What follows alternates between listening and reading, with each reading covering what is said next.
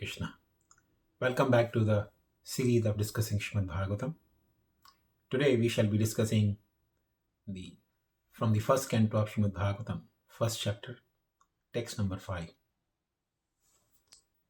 Om Jnanatimirandasya Jnananjana Chalakaya Chakshurun Militam Yena Tasmai Shri Gurave Namah Panchakalpatarubhyascha Kripa Sindhubhya Evacha Patitanam Pavanebhyo Vaishnavebhyo Namo Namah Shri Krishna Chaitanya Prabhu Nityananda Shri Advaita Gadadhar Śrī Vyāsadeva Gaura Bhakta Vrinda Hare Krishna Krishna Krishna Hare Hare Hare Rama Rama Rama Hare Hare.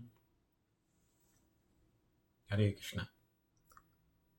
So the verse we are discussing today is the fifth verse from the first chapter of the first canto of Bhagavatam. Ta ekadā tu munayaḥ prātar huta-hutāgnayaḥ sat-kṛtaṁ sūta āsīnaṁ papracchur idam ādarāt. One day, after finishing their morning duties by burning a sacrificial fire and offering a seat of esteem to Śrīla Sūta Gosvāmī, the great sages made inquiries with great respect about the following matters. So here, the story or the history of Srimad Bhagavatam is beginning here. As we discussed in the previous verse, the discussion is taking place in the place called Naimisharanya. So here it says, one day, prātar means early in the morning.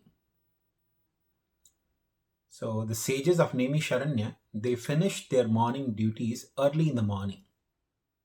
And they started inquiring from Sūta Gosvāmī by putting him on a proper seat of esteem called vyāsāsana. So there are a few things which are very important in this verse. The very first thing is prātar. Prātar means early in the morning. Early morning time is considered very conducive for spiritual activities, especially 96 minutes before sunrise. That's approximately 1.5 hours before sunrise. So that time is considered very auspicious. It's technically called in Sanskrit Brahma Muhurta. Brahma Muhurta means the time span which is very auspicious for spiritual activities. So that time is considered very, very potent and powerful. If somebody wants to do some spiritual practices for spiritual advancement, they should do it during Brahma Muhurta. So one should get up early in the morning, preferably take bath, clean himself or herself, and then do the spiritual activity. So that's what sages of Naimisharanya did. What did they do? They did huta-hutāgnayaḥ.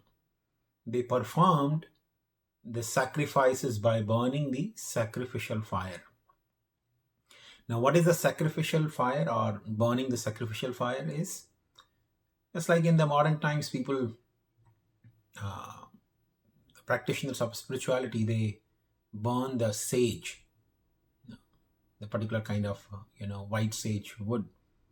They consider it removes all the inauspiciousness and brings some clarity in consciousness. So, but that's a very, small practice. But this practice that sages of Naimisharanya performed is a very, very potent and powerful form of purification. It's called sacrificial fire. So they don't necessarily use a particular wood. Any wood is okay, but they burn the wood along with oblations made of ghee, the clarified butter, and they chant certain hymns. So that is called performance of yajna or sacrificial fire. So after performing their yajnas, they made Sūta Gosvāmī be seated on a, it says, sūtam āsīnaṁ. They made Sūta Gosvāmī sit on an esteemed seat of esteem. It's technically called vyāsāsana. It's called Vyāsāsana because it's considered the seat of Vyasadeva, the compiler of Srimad Bhagavatam. So we are discussing Srimad Bhagavatam. Srimad Bhagavatam is compiled by Vyasadeva. Anyone who speaks from Srimad Bhagavatam is actually representing Vyasadeva. He is speaking on behalf of Vyasadeva. And such a representative of Vyasadeva is called a Gosvāmī. A person who has perfect control over his mind and senses. Because the person who is speaking Srimad Bhagavatam should not be delivering the speech or lectures on Srimad Bhagavatam capriciously. It's a very serious subject matter. Srimad Bhagavatam is meant to realize the supreme absolute truth. There is nothing beyond the supreme absolute truth to realize. That's the highest realization of the transcendentalists in the spiritual realm. So, they made him sit on the seat of esteem vyāsāsana, and they started inquiring. Another word which is very significant here is papracchur. Papracchur means they put forward the questions. But they didn't put forward the questions in a challenging spirit. When we approach a teacher in spiritual science, we have to put forward questions. But those questions should be ādarāt, as it says. Papracchur idam ādarāt.